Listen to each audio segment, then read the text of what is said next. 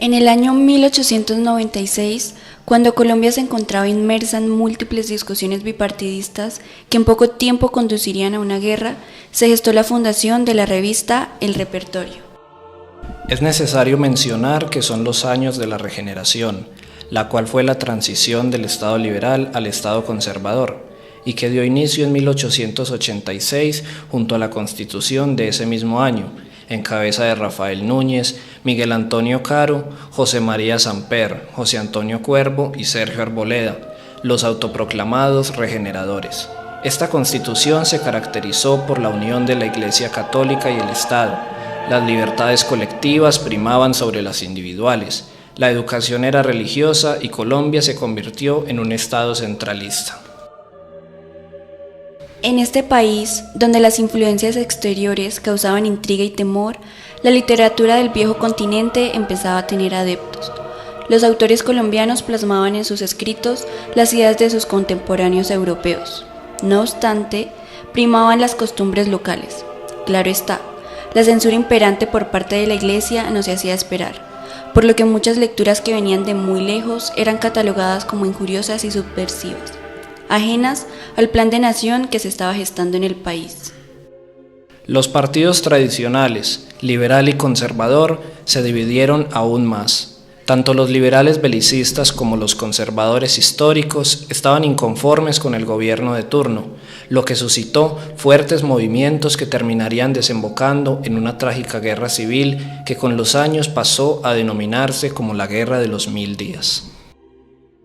También cabe destacar que en el año de la primera publicación del repertorio coincidió con la promulgación de la Ley 157 de 1896, la cual establecía con claridad las reglas a las que la prensa, cualquiera que fuese, debía de estar sujeta.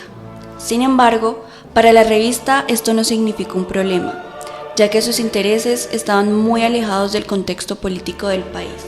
El repertorio se trata de una de las primeras revistas ilustradas que aparecen en Antioquia, junto con La Miscelánea, El Montañés, Lectura y Arte, entre otras. Sus directores y fundadores fueron el político Luis de Grave, quien cursó estudios de literatura, derecho y ciencias políticas en la Universidad de Antioquia. Se desempeñó a lo largo de su vida en diversos cargos políticos en el departamento de Antioquia. Y Horacio Marino Rodríguez, fotógrafo, arquitecto, pintor e ingeniero medellinense, quien desempeñó un papel importante en la infraestructura de la capital antioqueña. En la primera edición de El Repertorio, la cual fue en junio de 1896, sus fundadores especificaron la postura y el rumbo que tomaría la revista. Daremos acogida a los artículos de crítica, ya sea literaria o ya de bellas artes. Se trataba de un espacio por y para las letras, donde, a manera de réplica, se daba respuesta a muchos interrogantes que la mayoría de ciudadanos, conscientes o no, se planteaban. La revista, que se publicaba de manera mensual, oscilaba entre 32 y 38 páginas en ediciones normales. Circuló durante casi un año y contó con un total de 9 ediciones, finalizando con la publicación de mayo de 1897. Debido a que tuvo retrasos en las entregas, se presentaron 2 ediciones que contenían 2 y 3 números.